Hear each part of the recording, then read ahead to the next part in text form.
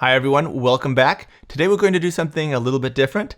I'm going to share with you part of my discussion with Akshay Kothari, the COO, Chief Operating Officer of Notion. I had a full extended conversation on my podcast, Mind and Machine, with Akshay, and he was really forthcoming, sharing a lot of insights about the vision of where Notion's heading and how they see this really transformational software influencing and fitting within the larger software context and how it's going to fit in with people's lives. So it's a really fascinating discussion. The full conversation is available on my other YouTube channel, Mind and Machine, and on my podcast, which is available on all audio podcast platforms. I'll have a link to that in the show notes below, or if you just search for Mind and Machine, that should be pretty easy to find. But I wanted to share a few excerpts on this channel that I think will be particularly interesting to the Notion community that we're building here because we're investing so much into the Notion platform. I thought it was important to explore some ideas about the long-term vision of the platform, about security and privacy issues on the platform. We covered a really wide range, and frankly, the entire conversation will be relevant to your interests and to the interests of what we're building here on this channel. But I wanted to bring a few clips over to bring you a sample of the thinking of the Notion platform from one of the very top executives at the company, shaping the future of the entire platform. And in particular, some interesting comments on the timing and the phasing in of the API. The API is the ability for Notion to communicate with other platforms. It'll introduce a whole range of automation between Notion and the larger ecosystem of software that we use. So that's something we've been eagerly awaiting, and Akshay shared a lot of thoughts about how that's going to happen and even the timing. I'm also planning to introduce a number of new formats to the channel, and this is one of them. Excerpts from conversations that are relevant to the ideas we're exploring here. So we'll be doing this more and more as the new season of the Mind and Machine podcast ramps up. And when I have guests that are relevant to what we're exploring here, I'll bring little excerpts over. And frankly, all the guests going forward are going to be relevant to what we're doing here. That's what the show is all about. It's about enhancing human capability and the science and technology behind that. So that's very much tied into what we're exploring on this channel. So the full interviews will be over there, and I'll bring over relevant excerpts as appropriate to this channel. In other news, I'll have several big announcements coming soon, most notably about the course. It's imminent, and I'm putting the final touches on. I am so excited about it. It's going to be amazing. So look for that announcement coming very shortly. And with that, let's dive in. This is Akshay Kothari, COO of Notion, sharing some thoughts on the future of the Notion platform.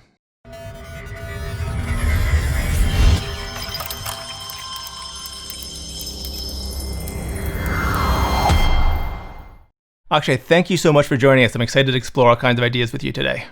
Thank you, August, for having me. I'm really glad to be here. So Notion feels like a paradigm shift in software. How do you see Notion facilitating and reflecting a transformation in the software space?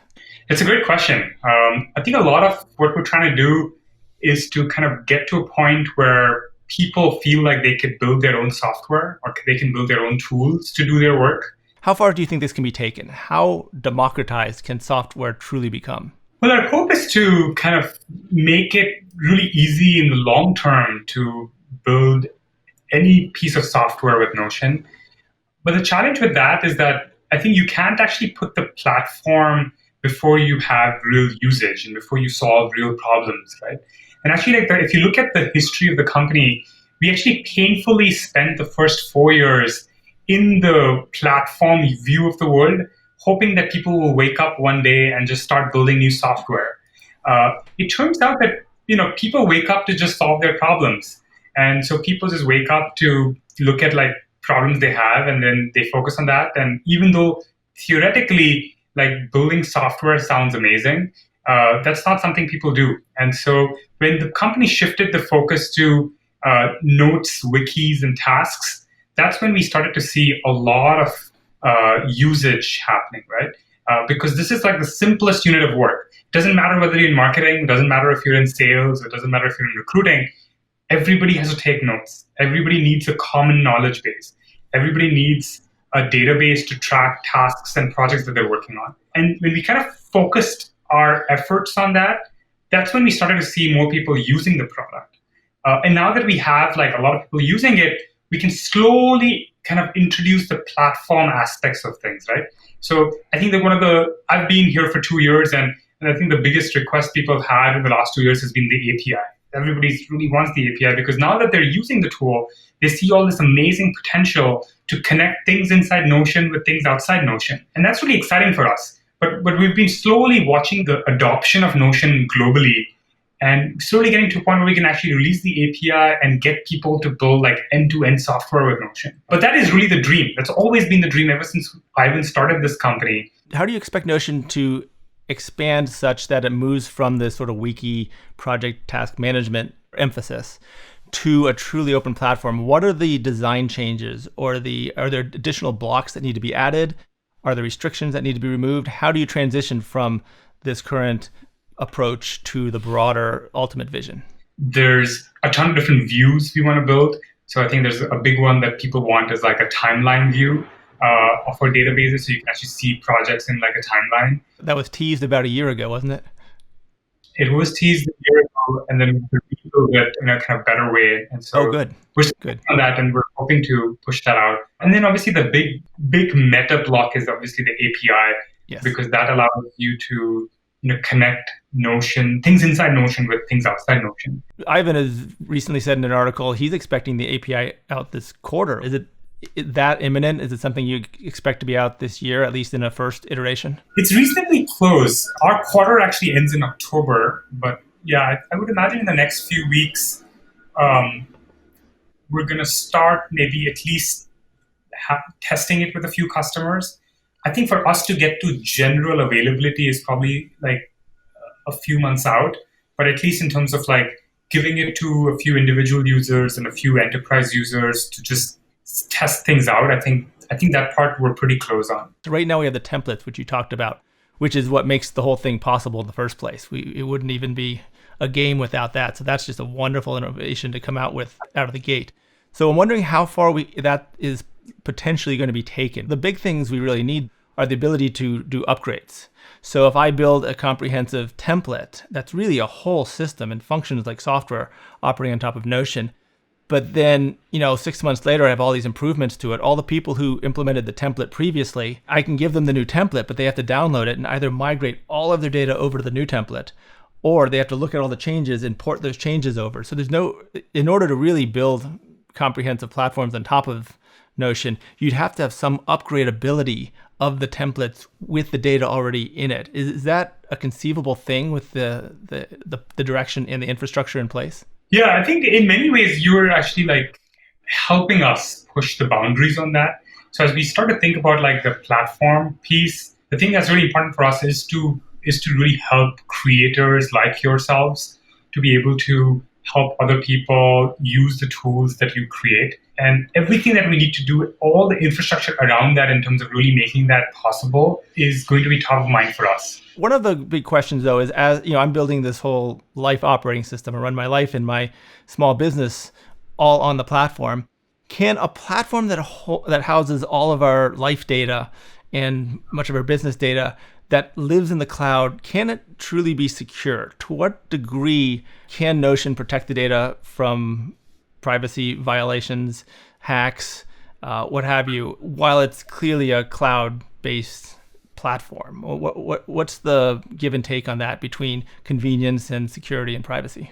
Well, I think our company is built on trust. So I think the day we lose some of that is the day, will have become harder for us to really kind of get people to trust us with their data. And I think kind of currently individuals trust us with kind of very personal information, and then companies are trusting us with sensitive data that they have around their businesses. So I think like security and privacy is like P0 for us. It's like something really we prioritize over everything else. And the way we do that is obviously kind of use the state-of-the-art technology in terms of like making sure these things are pretty tightly wrapped internally. But then we also have, we actually do quarterly audits. We work with a security company which is focused on just like hacking us and telling us all the flaws that we may have.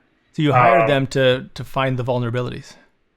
Mm-hmm. Yeah, they're basically like a security team hired by us, working with us. Like they're just employees of ours in some ways, but work on just kind of continue to make it better.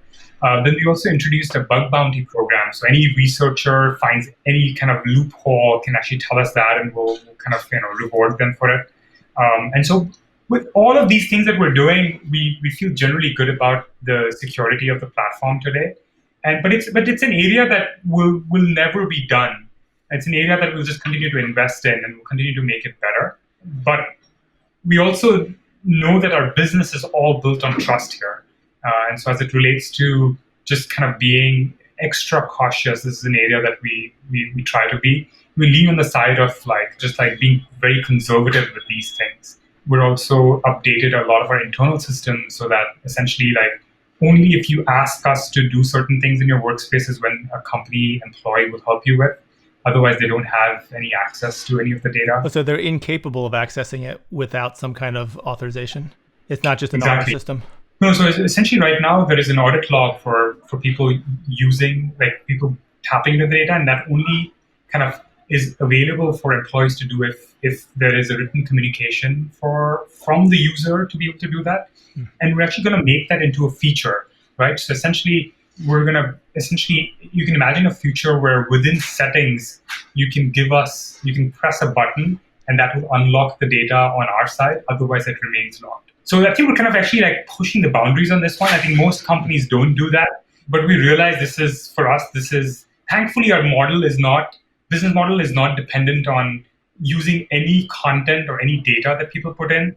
It's just providing the platform. So I think we want to continue to build a fairly boring company in terms of as it relates to security, and just keep it very stable and just make our creators the more fun and exciting part of the platform. It is encrypted, and actually it is our dream to get to end-to-end at some point.